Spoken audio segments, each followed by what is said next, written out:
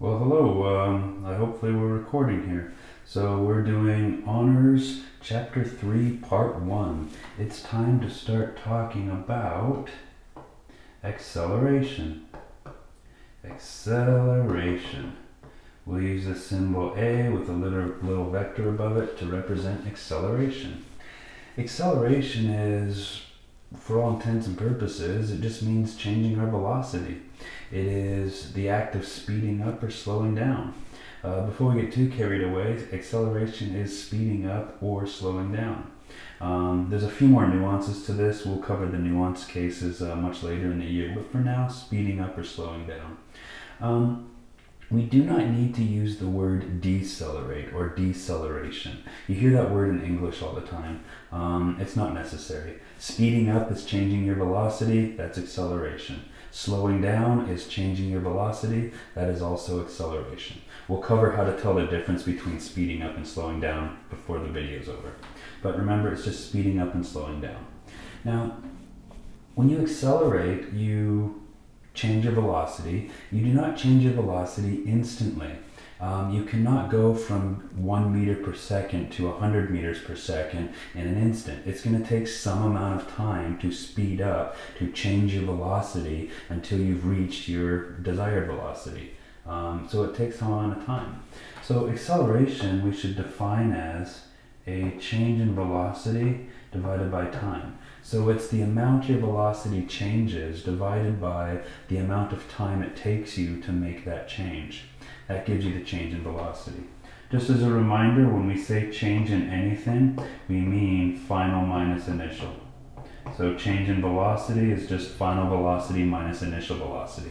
And you can see already how this is going to relate to accelerating. We start off with a slow velocity, we finish with a fast velocity, we have accelerated in the speed up kind of sense. All right? Before I forget, let's look at the units.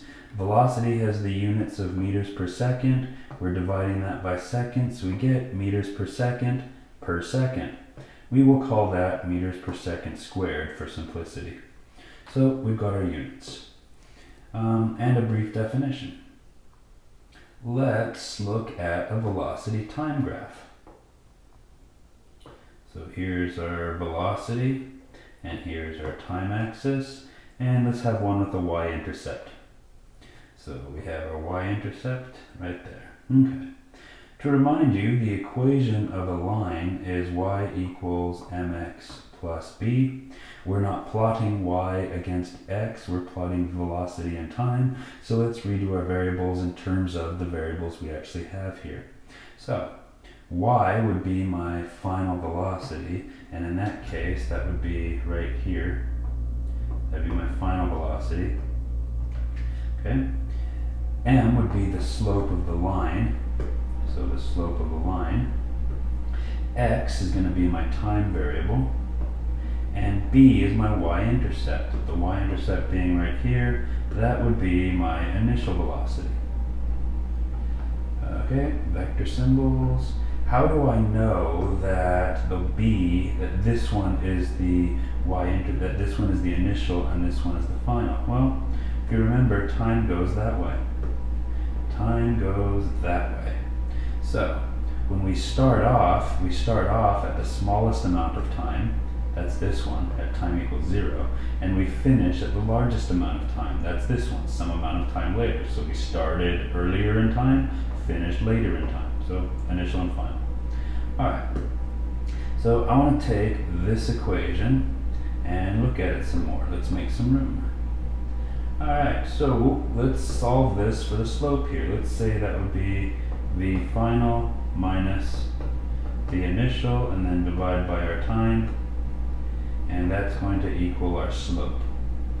Well, that's just change in velocity over time. And we've seen that before. Oh gosh, look. Just messing around, guys. Acceleration is velocity over time. So is the slope of my line. The slope of my line is also change in velocity over time. That means that the slope of my line on a velocity time graph, the slope on a velocity versus time graph is the acceleration. That's good to know. I'm going to do another velocity time graph just to show you guys something else. I'm going to do the same thing, except this time, just for simplicity, I'm going to not have a y-intercept. So there's velocity time, and you probably recognize that shape. That's a triangle. But the point I want to make is, at this point we know that I can read off the values, so I can get my initial velocity, I could get my final velocity, I could get my initial time and my final time. The slope, which is just the rise over the run, the slope will tell me the acceleration. There's one more really cool thing. This area, the area underneath there, so the area below the curve. In this case, the area is the area of a triangle. That tells us something too. To remind you, the area of a triangle is 1/2 the base times the height. Let's just do dimensional analysis real quick. The base has the units of time. The height, which is this one, has the units of velocity. That's going to be meters per second. If we multiply those together, we get the units of meters.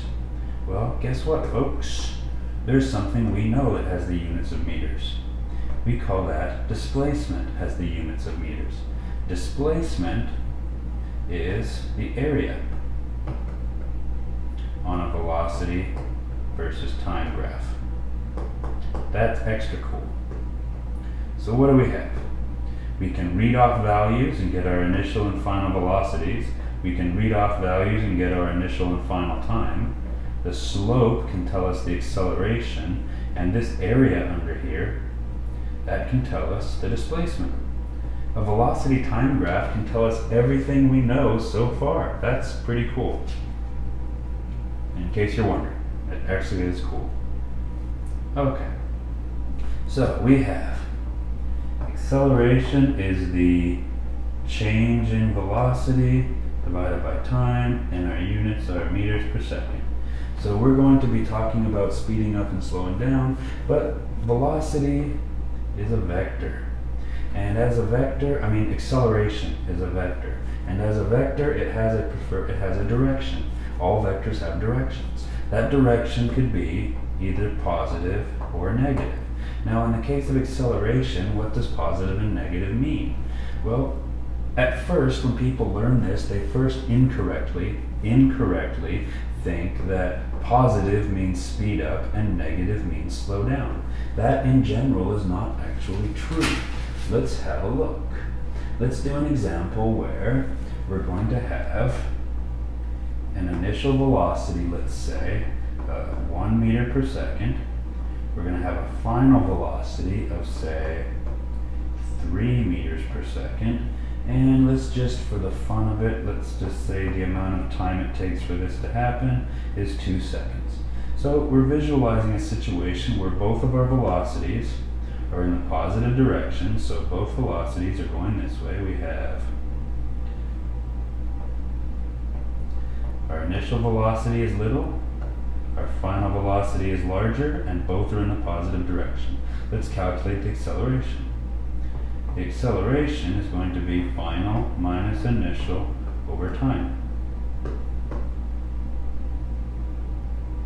So our acceleration is going to be the final velocity, that's 3, minus the initial velocity, that's 1, over the time, which is 2. That gives me an acceleration of 2 over 2, gives me 1 meter per second squared. This came out to be a positive acceleration, and in this example, that happened to be the direction the velocity changed. So it comes out positive. Let's look at another example. Let's now do an example where the initial velocity is negative 3 meters per second, the final velocity is negative 1 meters per second, and let's just say the time is still 2 seconds. In this example, we're traveling to the left. We're going to be traveling to the left with a large initial velocity and then a small final velocity. So let's calculate our acceleration. Our acceleration is going to be v final minus v initial over t. So our acceleration is going to be final velocity, which is -1, minus my initial velocity, which is -3, over my time, which is 2. So what do we get? -1 minus a -3, that's going to be -1 minus a -3, that is going to be an acceleration of 1 meter per second squared. And that is also positive. But notice, in this case, we are slowing down. We're going slower. In this case, in my first case right here, we were speeding up. We were going faster. So there's an example of speeding up with a positive acceleration. And here's an example of speeding up with a and this is an example rather of slowing down with a positive acceleration. Right? I was initially going -3 and I finished going -1. The difference between these two examples is one was going to the right and one was going to the left. Both have a positive acceleration, but one of them is speeding up and one is slowing down. So that means that positive does not always mean speed up. So how do we put all this together? Well, look. In this example, my velocities are both positive and my acceleration is positive. If the velocity and the acceleration are both in the same direction, that means you're speeding up. In this example, my velocities are negative, my acceleration is positive. My velocity and my accelerations are in opposite directions. If your acceleration and velocity are in the opposite direction, that means you're slowing down. I'll run a couple more examples in class if you guys would like to do that, but for now I think we're going to call it the end of this video, and we'll work some problems and answer some of your questions. So we'll talk to you in a minute.